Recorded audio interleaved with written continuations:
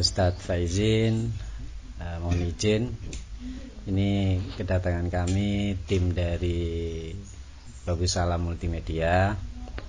Yang pertama kita niat silaturahim kemari, kemudian nanti yang kedua kita juga ada misi untuk menyalurkan atau mendistribusikan bantuan berupa mushaf Al-Quran, yang mana bantuan ini dari para donatur, hamba-hamba Allah, para dermawan, yang memang diperuntukkan untuk lembaga-lembaga keagamaan.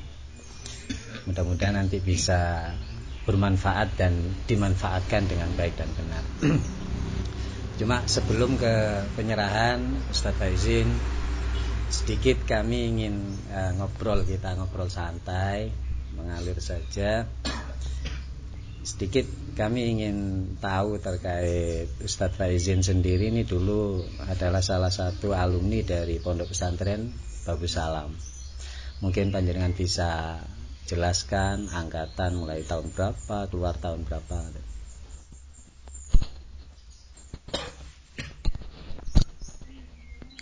Terima kasih. Langsung saja kepada pokok permasalahan. Yang pertama terkait dengan saya di Pondok Pesantren Babus Salam itu, insya Allah masuk di Babus Salam tahun 89 sampai 95, dan unik. Jadi saya ini dikatakan unik, ya unik. Kenapa ke unik? Karena waktu itu ceritanya saya setelah selesai dari madrasah atau madin di Aliyah itu merasa gak mampu untuk ditugaskan, sehingga saya pulang. Akhirnya dijemput oleh Allahumma Pak Musawir sama Habib Hamid itu.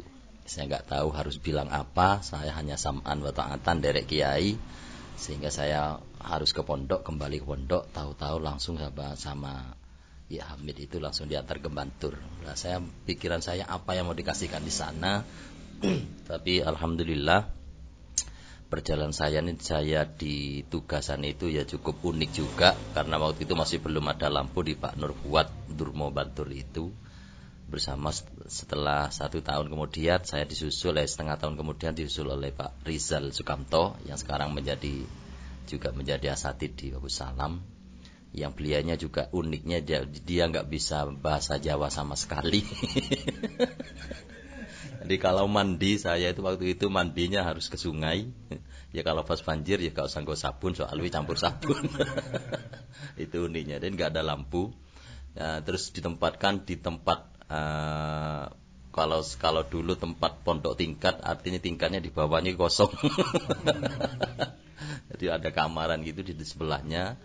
Nah, itu perjalanan yang luar biasa. Alhamdulillah barokahnya para masyayikh di Babus Salam itu ya sebisa saya untuk bisa menyampaikan dan merintis diantaranya sekolah-sekolah formal bersama almarhum Pak Nur Fuad itu. Jadi alhamdulillah sekarang rumahnya sudah masuk ke SMK-nya juga sudah luar biasa, bangunan juga luar biasa, dan itu juga alhamdulillah juga membawa nama baik Babus Salam juga.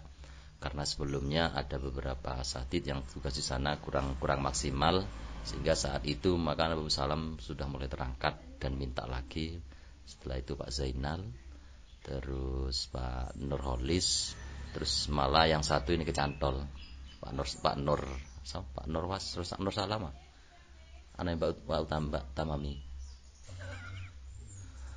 yang sekarang kecantol di sana. Yang itu dulunya sebenarnya maunya pancingan ke saya. Saya sudah disiapkan tempatnya, sampai buatnya di rumah sini lah. Cuma anak yang perempuan yang ini saya cuma iya aja. Alhamdulillah setelah dapat undangan saya kok langsung ke sini gitu. Jadi ya enggak apa-apa jadi manten, asalkan kembali lagi. Jadi harus selesai tugas itu. Jadi dari pondok enggak langsung pulang ke rumah, tapi pulangnya ke sini.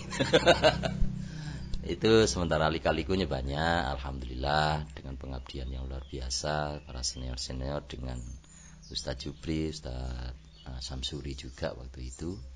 kenangannya juga lumayan, alhamdulillah. Mudah-mudahan ke depan Babu Salam akan lebih baik, lebih eksis dalam mendidik anak-anak juga. Terima kasih. Sekarang di sini Ustaz Faizin ya. Panjenengan di tempat sini, alamat apa lengkap sini Pak? Sukodono. Ampel Gading ya. Sudah merintis lembaga Taman Pendidikan Al-Quran. Mungkin jenengan bisa jelaskan juga nama, TPQ-nya, kemudian mulai kapan panjenengan mendirikan, jumlah santri, singkat mawon berapa? Alhamdulillah, untuk Taman Pendidikan Al-Quran, pertamanya kami mendirikan Taman Pendidikan Al-Quran Uswatun Hasanah di masjid sebelah ini. Insya Allah kalau nggak salah 2 tahun 1997, yang kebetulan itu bersamaan dengan Pak Jupri dan Pak Samsuri kalau nggak salah, pendidikan pondok pesantren. Saya dipanggil 3 orang sama Yai Allah Filahu, Yai Darwis Sin. Ini ada uang 200, Pak Jupri juga, Samsuri juga. Jadi saya dipanggil tiga-tiganya untuk dibuatkan gedung.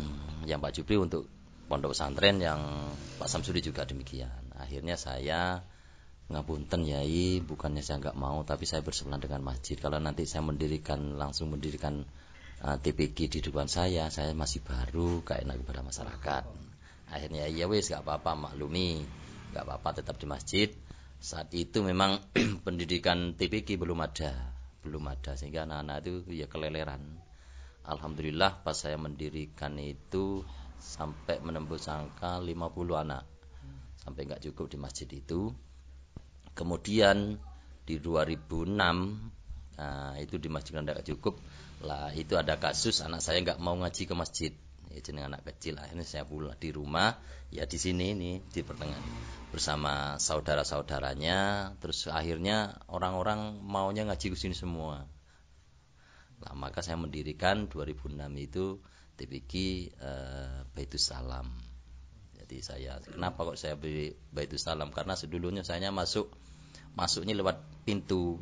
Jadi saya sekarang sudah masuk ke rumah. Masuknya dari Baitus Salam, masuk ke Baitus Salam. Iya. Itu hanya kronologi saja. Jadi alhamdulillah untuk yang di Uswatun Hasanah itu ada TPQ dan Madin Ula Wusto, dan juga operasional sudah keluar juga. Terus yang di sini cuma TPQ. Tapi tetap saya di masjid juga. Yang di sini itu saya bagi waktunya. Kalau di masjid itu jam 2 sampai jam 4. Kalau di sini jam 4. Nah itu anak-anak kecil-kecil sampai jam 5 itu anak-anak PAUD. Setelah itu disambung habis salat maghrib yang besar-besar. Alasannya kenapa? Awalnya anak-anak yang besar ini pengalaman kalau sudah kelas 6 ini sudah mulai out, nggak mau ngaji, apalagi yang SMP. Ini kasusnya mungkin sudah menyeluruh di Kabupaten Malang. Akhirnya saya sikapi, wis kinai ngaji ini mari maghrib, gak ada alasan wis, sing kesel ke sekolah dan sebagainya.